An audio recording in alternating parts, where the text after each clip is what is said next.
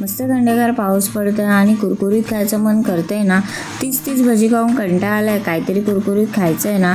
चला तर मग व्हिडिओला सुरुवात करूया आणि बघूया आपण नवीन काय कुरकुरीत बनवलंय. आज आपण बनवलंय मस्त सफेद चण्याचे कटलेस आणि हे कटलेस कसे बनवलेत यासाठी या व्हिडिओला पूर्ण बघा. चला तर मग व्हिडिओला सुरुवात करूया. आपण इथे एक बाउल घेतलाय आणि त्याच्यामध्ये आपण हे चणे टाकून घेणार आहोत. ह्यांना आपण सोक करून घेतलेलं आणि बॉईल करून मिक्सरमध्ये क्रश करून घेतले जाडसर. त्याच्यानंतर आपण इथे टाकणार आहोत बटाटा. ह्यालाही आपण बॉईल करून स्मॅश करून घेतलंय. त्याच्यानंतर ह्याच्यामध्ये टाकणार आहोत चॉप केलेला कांदा.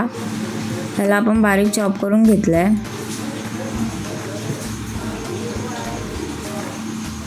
जाडसर आलं आणि लसूण चॉप करून घेतले आपण. त्याच्याने याला फ्लेवर येईल. क्रश केलेली हिरवी मिरची,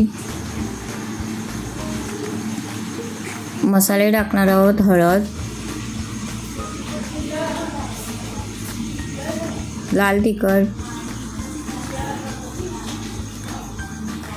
गरम मसाला, धने जिरे पावडर, चवीनुसार मीठ, बारीक चिरलेली कोथिंबीर. आता ह्याला पूर्ण एकत्र करून घ्यायचं आहे. हे चांगलं मिक्स झालं का ह्याचे आपण छोटे छोटे गोळे करून घेणार आहोत.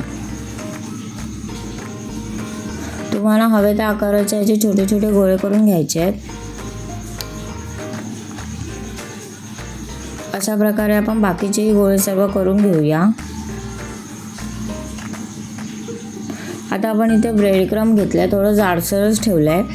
पाण्याचा हात लावून हे गोळे घ्यायचे आहेत आणि हे ब्रेड क्रम्ब जे आहेत हे त्याला लावून घ्यायचे आहेत, पूर्ण कोट करून घ्यायचे आहेत. अशा प्रकारे बाकीचेही गोळे जे आहेत ते पूर्ण आपण कोट करून घ्यायचे आहेत. आणि हे कोट झाले का ह्याला आपण एक चपटा असा आकार देऊन ह्याला थोडे आपण चपटे करून घेणार आहोत. इथे एका साईडला आपण पॅनमध्ये तेल गरम करत ठेवलं आहे आणि हा ज्या कटलेट जे आहेत हे आपण दोन्ही साईडने ह्याला चांगले शॅलो फ्राय करून घेणार आहोत. ह्याला मस्त गोल्डन ब्राऊन होईपर्यंत आपण ह्याला शॅलो फ्राय करून घ्यायचे आहेत.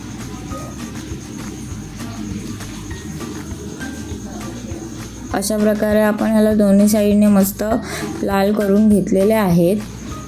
खायलाही खूप टेस्टी लागतात आणि हे चटणीसोबत तुम्ही खाऊ शकता. जर तुम्हाला व्हिडिओ आवडली असेल तर ही घरी नक्की करून पहा आणि व्हिडिओला लाईक करा, शेअर करा, सबस्क्राईब करा आणि नेक्स्ट व्हिडिओ कुठची पाहिजे हे कमेंटमध्ये नक्की सांगा. थँक्यू.